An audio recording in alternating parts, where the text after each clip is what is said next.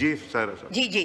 अच्छा, उसके जो कुछ चीज़ें पता चली स्पीकर साहब, इस दुनिया के साथ हमने वो किया पिछले 150 साल में जो 1000 साल में नहीं हुआ, और उसके बाद 1992 में एक रियलाइजेशन हुई और एक ट्रीटी साइन की गई, और फिर 1996 में रियो डी जनेरो में कॉन्फ्रेंस हुई जो UNFCCC ने की, और उसमें ये डिसाइड हुआ कि जो ज़ाहिर अमीर मुल्कों ने तो जो इंडस्ट्री लगाई थी या जो कुछ भी था, सो हम जैसे ममालिक के लिए कि आप ये करें आपको कार्बन पॉइंट्स मिलेंगे, और बहुत सारे ममालिक में जिनमें पाकिस्तान भी है हमने बहुत सारे फंड्स लिए भी, लेकिन बदकिस्मती से मेरे नज़दीक वो सिस्टम भी करप्ट हो गया।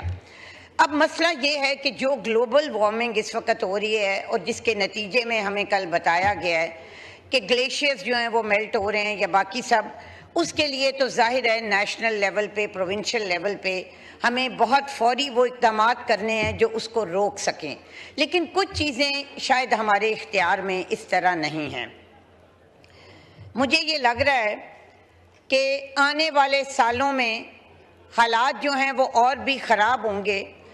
मैं अब आती हूँ अपने हलके की तरफ। मेरा हलका NH-66 हाफिज़ाबाद का है और उसमें चिनाब के वो किनारे पे है, और जो पिछला सैलाब उसमें आया वो 2014 में आया, लेकिन इस दफ़ा जो पानी आया वो माजी में कभी पहले, इससे पहले चिनाब में इतना पानी नहीं आया। 10 लाख क्यूसेक क्रॉस किया। अल्हम्दुलिल्लाह हमारा कादराबाद बैराज बच गया, और वो महकमों की बर वक्त जो उन्होंने कोशिश की, मैं भी उस वक़्त वहीं मौजूद थी जब स्पर भी तोड़ा गया, जब उनके हमने एक आध सड़क को भी ब्रीच किया, और जिसकी वजह से पानी निकला और हमारा बैराज बचा। स्पीकर साहब, मेरी गुजारिश ये है कि इस सैलाब के बाद बहुत सारी चीज़ें सामने आईं। 2 चीज़ें जो कि इस वक्त हम फेस कर रहे हैं क्लाइमेट चेंज में, एक सैलाब है जो रवायती अंदाज में होता था, दूसरा क्लाउड बर्स्ट है। अब क्लाउड बर्स्ट हमारे लिए एक नया फिनोमेना है, होता रहा होगा लेकिन हमें अब पता चला है। मैं पहले क्लाउड बर्स्ट पे बात करूंगी। 1956 के सैलाब के बाद पंजाब गवर्नमेंट ने कम अज़ कम, और शायद बाकियों ने भी, सेम नाले बनाए, लेकिन वो सेम नाले बन गए और बहुत सारी जगहों से निकासी के रास्ते, लेकिन वो ज़मीनें एक्वायर नहीं कहीं, वो लोगों की ज़ाती मलकियत थी। जब वक्त गुजरा, ज़मीनें महंगी हुई, बारिशें नहीं हुई, तो लोगों ने वहाँ पे काट शुरू कर दी, लोगों ने मकान बना दिए।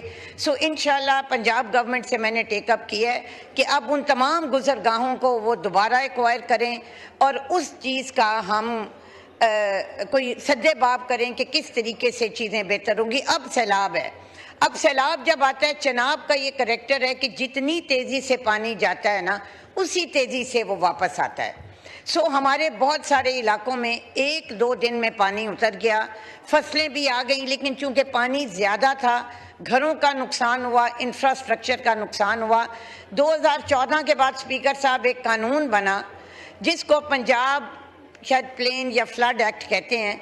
उसमें ये कहा गया कि जो पेट है दरिया का, उसके साथ जो इलाके हैं वहाँ पे कोई इन्वेस्टमेंट नहीं होगी, कोई इंफ्रास्ट्रक्चर नहीं बनेगा, फसलें चलें आप लगा लें, लेकिन बदकिस्मती से उस पर भी अमल नहीं हुआ।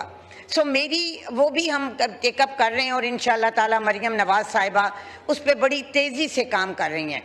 हमारा कुछ इलाका स्पीकर साहब बिल्कुल मोटरवे के साथ है। जब मोटरवे नहीं बनी थी तो वहाँ से पानी गुजर जाता था, ये बहुत बड़ी नेमत है। लेकिन कम अज़ कम मेरी 3 यूसीज जो है ना, वो बाकोना, खुरम चुरेड़ा और शाह बलोल, ये जब टक्कर पे आता है तो वो एक तालाब की शक्ल इख्तियार कर जाता है और उधर से पानी नहीं निकलता।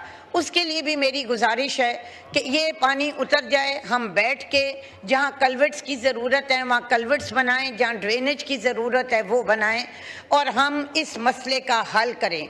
क्योंकि जो बताया जा रहा है कि आने वाले वक्त में 22% बारिशें भी ज़्यादा होनी हैं और फ्लड्स भी ज़्यादा आने हैं। और आखिर में स्पीकर साहब, मेरी गुजारिश है कि 18वीं तरमीम ने हमें बहुत अपोलोजेटिक कर दिया है।